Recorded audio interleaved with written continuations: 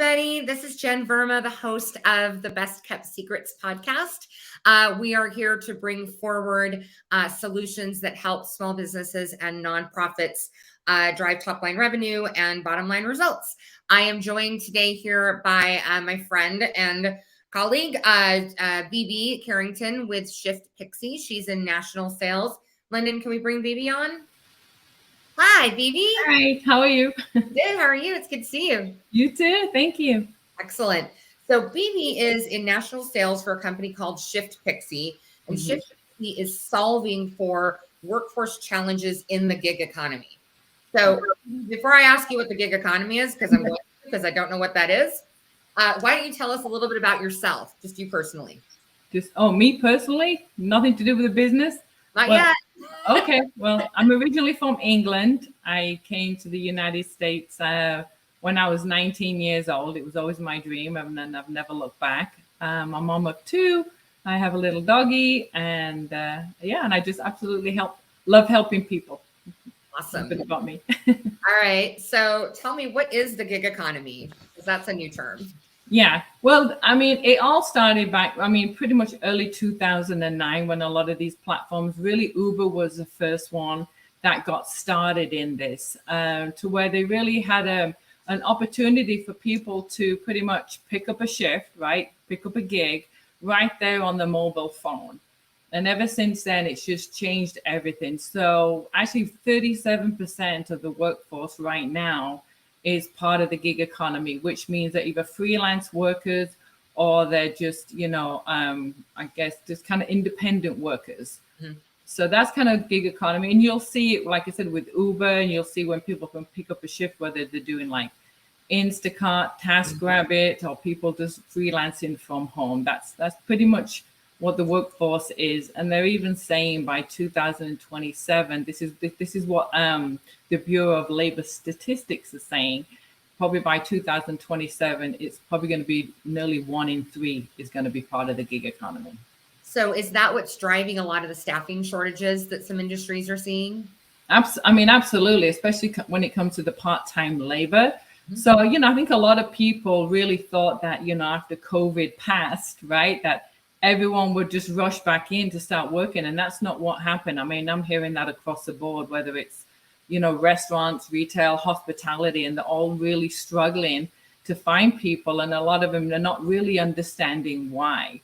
Mm-hmm. And, so whether it means they're trying to compete with offering more money or better benefits, and then, they're just not really understanding, how can we get these people in? And the old fashioned ways of recruiting people are different. It's more than just, a sign on the door or an advertisement in a paper. You have to meet the workforce where they are. Mm-hmm. And that's right there on their mobile phone. Right. So you really need to start embracing technology and giving a lot of the workforce, they're wanting independence and flexibility. And they want to be able to piece their work life and kind of work when they want to work. And so if a lot of these companies, don't have these systems in place or the technology, then they really can't even get access to this workforce. So, okay, that's great in theory. Let's embrace the employees where they are. Let's embrace technology. Let's embrace change. We all love change, right? We all love it. They all love change. So how is business supposed to compete, embrace all this stuff, and compete to get employees? I'm sorry, what was that again? How is a business supposed to embrace all these things they're supposed to embrace now, right? Yeah. And compete in this current economic climate? Like, how do they get that done? Yeah, well, a lot of them are like, there's a lot of companies out there right now. They're all trying to say, hey, we can do staffing this way. We can get them onboarded. We can get people, like a workforce, like in really quickly, and that's fine. And a lot of these companies are competing to get the same kind of people, to find talent, to get them in the door, to get them working. But a lot of the issue is keeping them. It's one thing trying to get people in, but how can you communicate with a lot of these people, and how can you always get access to them? Because that's what these platforms are doing. It is like you don't see Uber out there struggling to find these people or communicate.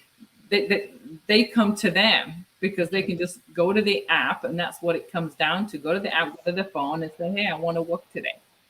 Right. So unless they really have that technology, and that's really what we've created here at Shift Pixie, we've really revolutionized, the employment when it comes to, the part-time labor, especially when it comes to like for restaurants, said retail, hospitality, light manufacturing, those kind of companies that really rely on the part-time labor. And I kind of want to go back a little bit in why that's important with the part-time labor was, especially when it came to the Affordable Care Act. When that came into play, they said to a lot of the operators, it says, hey, anyone that's working over 1,560 hours in a calendar year, you have to offer them benefits. So then, as we all know, benefits are very expensive. So what a lot of operators was put a lot of people onto part-time. But what happened was now these people that are part-time are going, oh my God, how can I piece together? How can I make up my hours if I'm only working 20 hours here? How can I, provide for my family? And so they'll maybe go somewhere else to try and piece together. And if sometimes their shifts don't fit with their priorities, they lose them. So, even though it was a way for them to avoid the benefits, it created this whole other, issue for them in finding people.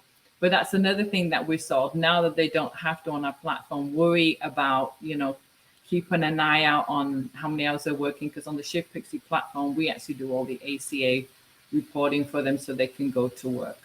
So that's kind of what we did at Shift Pixie. We really saw labor where it was and really took our time to really start focusing on the technology.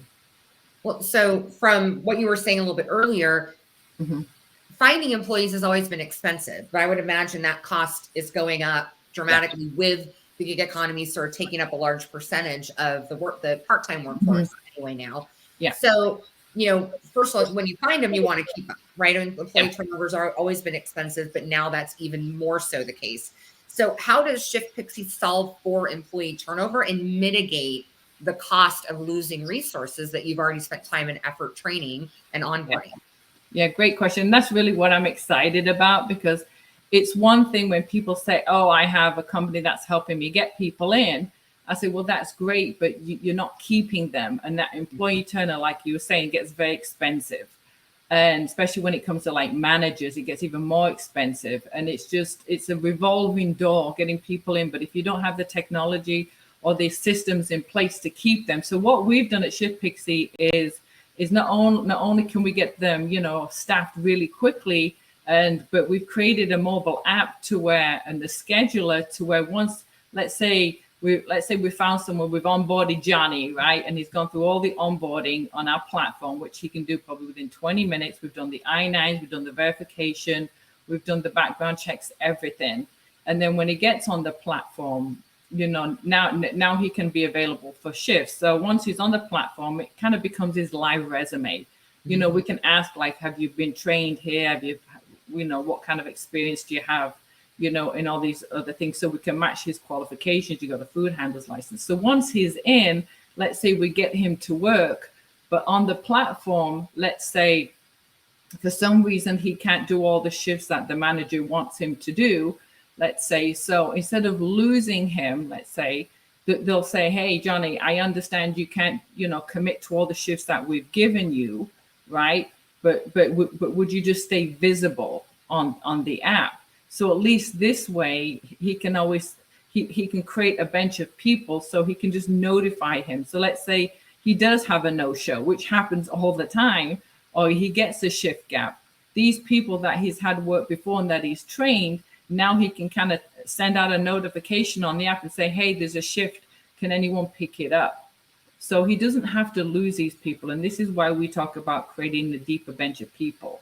So once the more people he has on there, the deeper bench he'll have to access. I talked to a restaurant operator just yesterday, and he says they probably lose at least 10 people a month. Well, you imagine, that's a lot of people, but imagine all those people being on our platform to where you can still access them. Let's say they're working somewhere else it doesn't matter. Let's say they can't always commit to all the shifts you give them, but at least they're visible for the managers. So, and that's amazing. And I would think that would be even more powerful for like franchises where you have multiple owners with multiple locations, but the training and the onboarding and the job is really the same. And if people could partner and share a pool of resources, I would imagine that would be pretty powerful stuff. Yeah, well, that's what I tell a lot of operators, because a lot of multi-franchisees, they'll have a lot of locations. And so once they're onboarded and these people, like I said, they've gone through all the training, they're ready to go.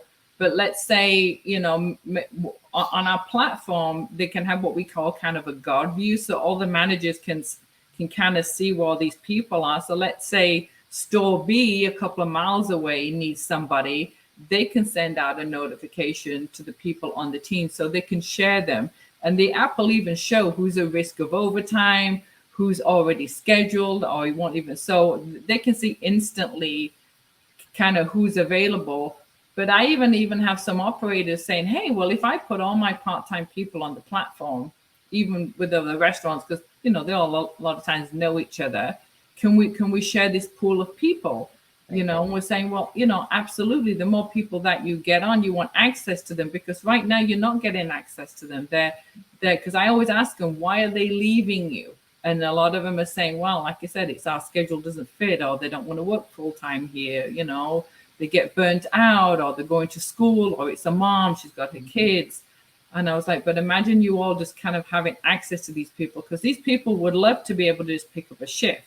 And what's really unique about us in picking up that shift for the actual employee is, unlike Uber, to where they're an independent contractor, they get no employee protection or benefits.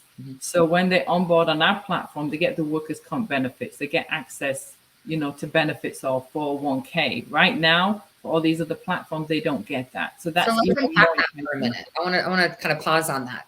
Yeah. So I'm an employee. I used to have a company, a brick and mortar company, and and I worked with employees. I had W-2 employees, and I worked with the Texas Workforce Commission, because we're in Texas, and I had to talk about providing benefits like with a PEO, which is great because it's fractional, which is beautiful, but that's not what I want to unpack. So if I, as an employer, an employee wanted to leave because maybe they weren't getting enough hours, maybe it conflicted with school or whatever it was, and they decided they wanted to leave, if I put them on the Shift Pixie platform as like a co-employment shared resource, then, or for whatever reason, if they go to TWC and try to claim unemployment and take that back to me and, make me pay unemployment, they're not unemployed because they're still employed by Shift Pixie. Is that correct? Yeah. So Shift Pixie handles all of that for you. So when people come on our platform, we handle all the payroll, the human resources, we've got the workers' comp, we've got all the benefits.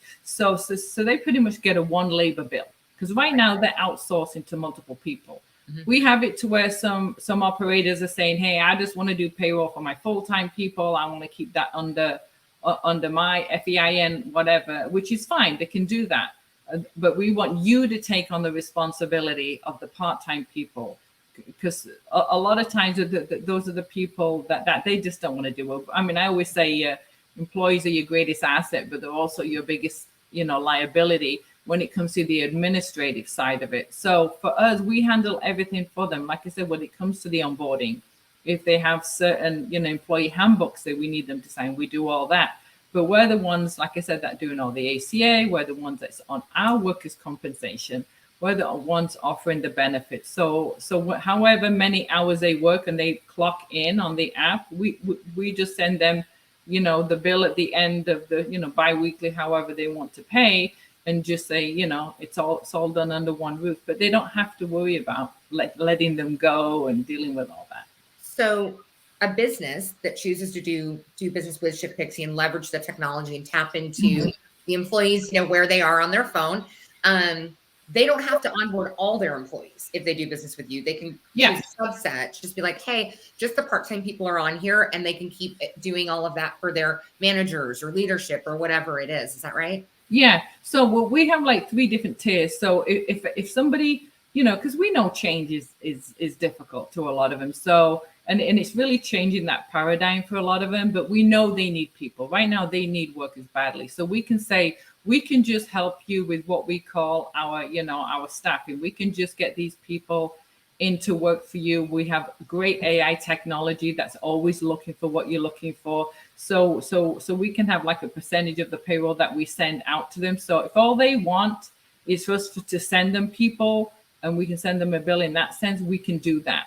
Then the second option really is to put their part-time people on the platform because they really want to take advantage of the scheduler. The scheduler is what shows the managers who's there, and it's the app and the scheduler that the manager can move around. Let's say 2 people didn't show up for that morning. Instead of him trying to get on the phone or having to pay overtime or having shift gaps, all these no-shows, now he can go to the app and send out a notification to, let's say, his home team, which is the part-time people on the platform instantly, and they can respond, whoever says yes, blah, blah, blah, and then he can choose who he wants. And then if for some reason they can't do it, then he can push it out to our ecosystem to get these on-demand workers. And this is all done on the phone. He doesn't have to get on it. So at the end of the day, he chooses what he wants. And at least he doesn't have these shift gaps that he's struggling with. So it's a beautiful thing. And then if they want to put everyone on our platform, they can, but we're not making them change everything if they don't want to. We just want to solve this issue that a lot of them really are facing. So now that kind of begs the next question.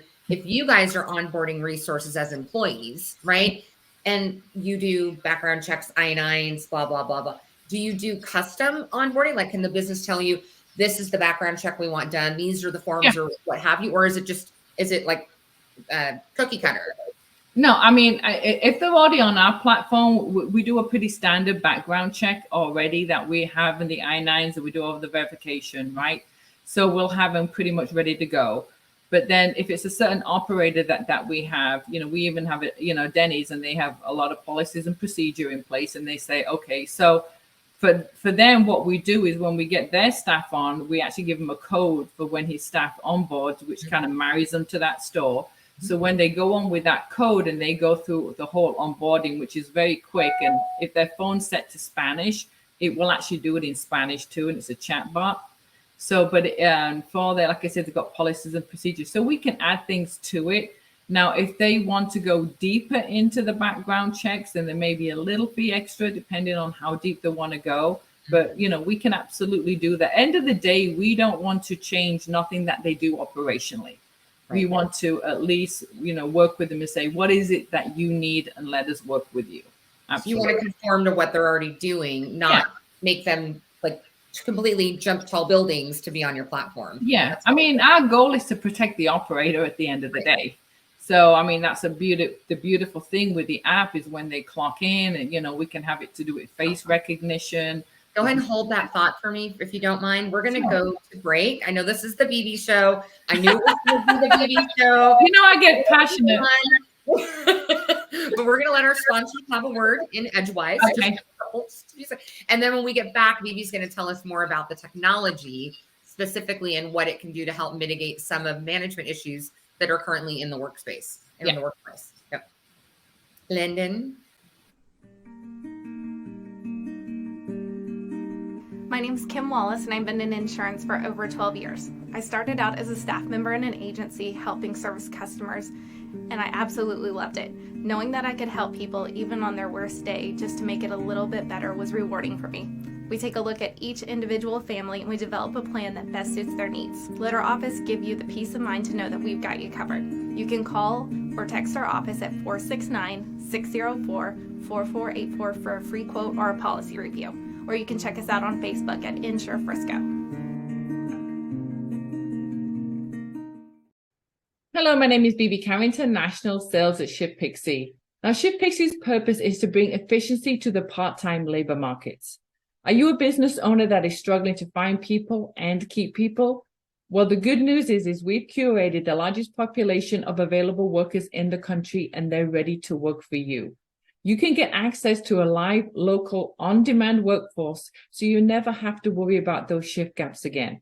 Our technology and our engagement will also help stop that toxic turnover that a lot of operators are facing.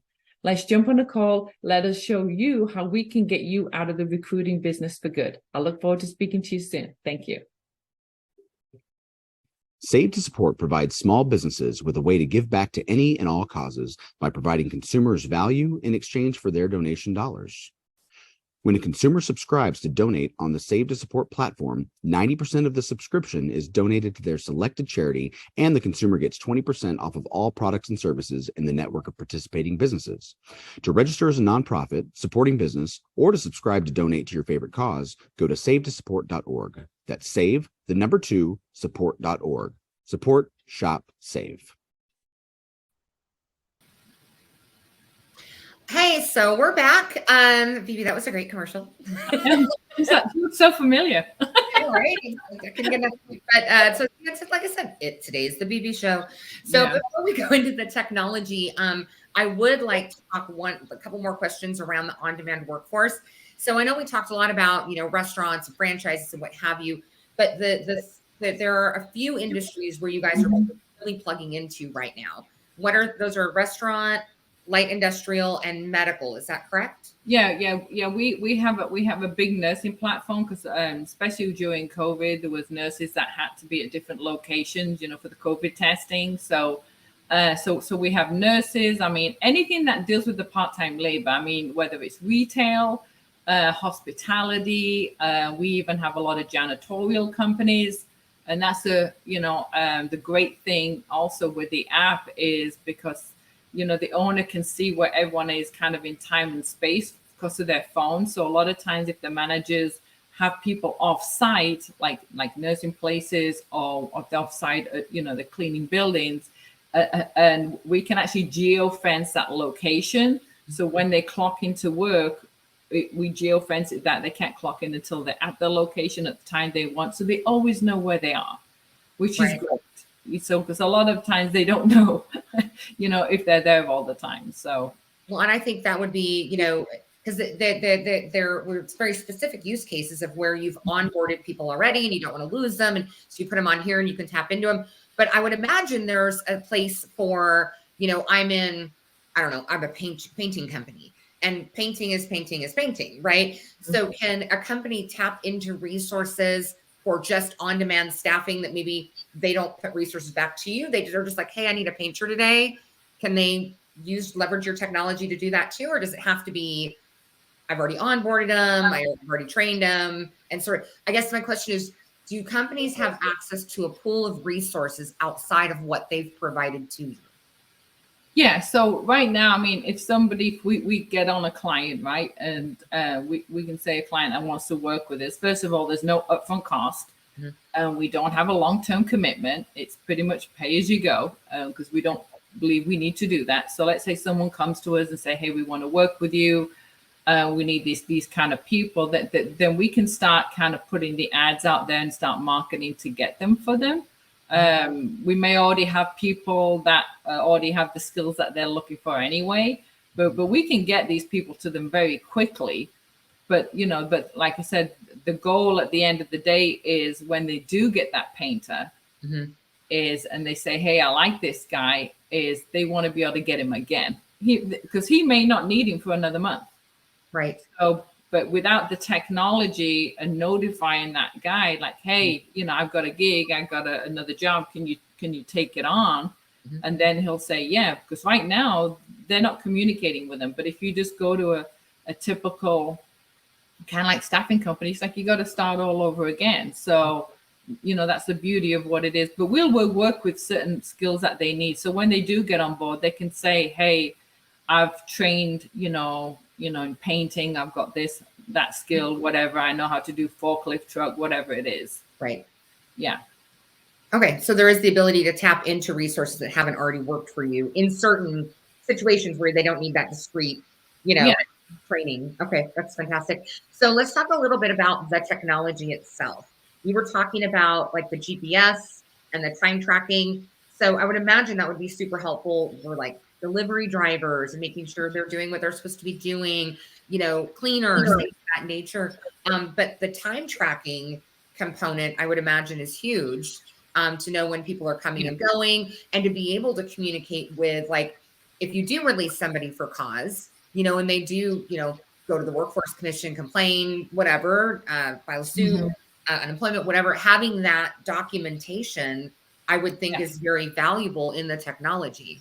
Well, it's huge, and I think this is one of the biggest ways how we can protect an operator, because I've had some to where they didn't have the technology for when they clocked in. Well, they might have done it on, let's say, the POS system, whatever, but there's nothing like saved in the cloud anyway, So a lot of times if people are late, for their shifts, or they leave early or whatever it is, or didn't clock out on time, or, whatever it is, everything is logged on our system. So when they clock in, like I said, they'll take the face of the buddy punch.